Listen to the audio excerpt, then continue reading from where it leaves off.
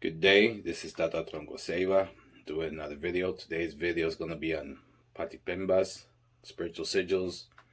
First and foremost, I just want to say that I do not claim to have the absolute truth.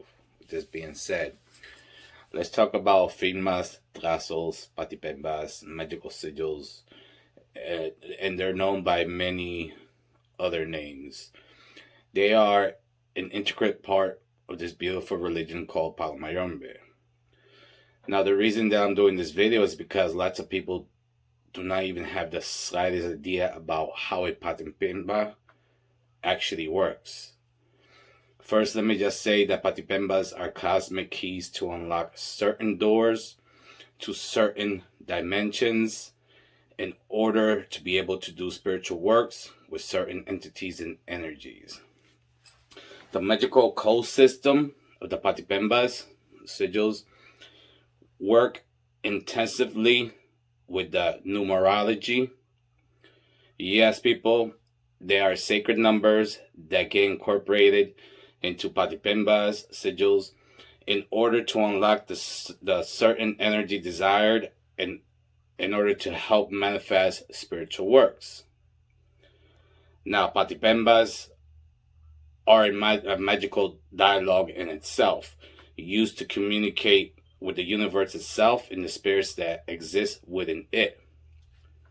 Patipembas are used to send a message, used in the manipulation of the spirits, used to harness supernatural powers, used to create, used to destroy, used to cleanse, used to protect, used to consecrate, and used to seal a pact, just to name some of the uses of the Patipembas, because there's a lot more than that.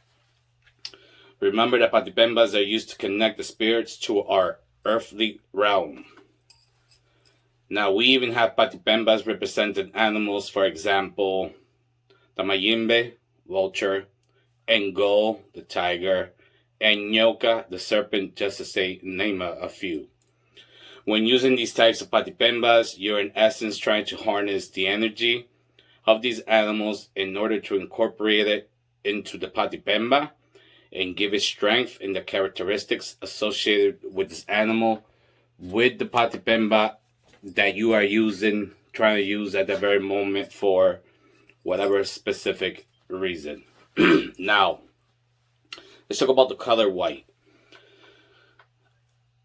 The color white is used to write down the Patipembas, even though there are colors like yellow, red, blue, green, even black, that are also used when working with Patipembas. The most common color used is white because we pareros and pareras are considered hot because of the energies that run through our bodies. Remember that we pareros and pareras retain some of the energies when dealing with the spirits, the animals themselves, and with the people that we are doing spiritual works for. Now, but the color white is considered cold, and it also helps purify the body. Not only does it brings it down from hot to a colder temperature, but it also purifies it. Besides the color white, it also represents where the spirits live. So the color white is very important. When a Patipemba is done and sent out, it's like a beacon of light, lighting up a dark world, calling the spirits into actions. I mean, Patipembas are extremely important in this religion in dealing with the spirits. Now, before I go on, I just want to warn those of you that are not initiated, that don't have license to work with any spirit, that are attempting to do any type of work with the spirits, especially using Patipembas that you got from somewhere. Take it from me. Stop it before you get in trouble. I'm not trying to kill nobody's joy. I'm just trying to save you from a world of hurt. That's all. Just listen to those of us that know what we're talking about. If not, you're going to find out the hard way. With that being said, Now let's talk about the actual Patipemba. The Patipemba tells a story, and before you attempt to work with one, I recommend that you learn how to read them first. Now, the Patipemba consists of many crucial parts, but the most important part is called the heart, or some people call it the fountain, while others call it the soul. Whatever you want to call it, this is the most important part, in my opinion, of the Patipemba. This is the life or engine of the Patipemba. It's like an internal Patipemba within the Patipemba itself.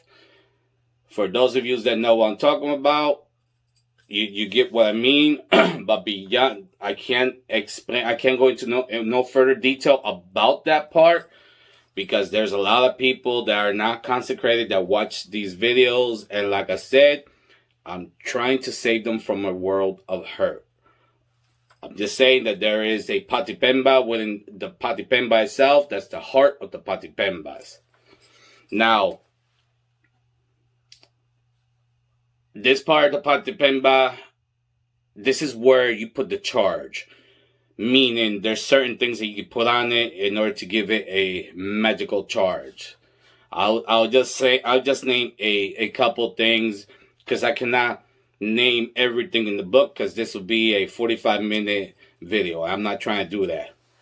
But you can use chamba, coffee grounds, salt, sugar, flour, fula, including, like I said, it's not the last thing, but including very powerful magical empolos, these powders that we do make from plants and herbs and whatnot that are consecrated, and so forth and so on. So you put those in that part of Patipemba, and then you continue the process of doing the other things to it. Now, another important part of the Patipemba is the types and the directions of the arrows, because there's more than one version of an arrow, and there's more than one direction that it could go on. So you gotta learn, you gotta know how to read these things before you start trying to tamper with one. Now, remember, some works require a return arrow, while others you do not want one. Because if you're doing negative work, why would you want that work to come back to you? So this is why I tell you, it's important to learn and know how to read Patipembas before you start going messing around with them, because you think you might be doing harm to somebody, but you're actually doing it to yourself unintentionally. But still, the point is, you're going to do harm unto yourself. Another important part of the Patipemba is the foundation, or some call it the feet. It's very important. I'm not trying to go into much detail about that part neither. Another important thing is how to incorporate your own personal Patipemba. This is the Patipembas that when you get scratched, you get initiated, your godparent will give you, and that is just for you and nobody else's use. And last but not least, where, how much, and in what sequence to incorporate the fura or even the alcohol on the Patipemba. So I think this is more than enough information on Patipemba. Any questions, comments, leave it in the comments below. Always stay humble and be kind to one another. Until next time, man, Sami bless you and yours. Assalamu alaikum.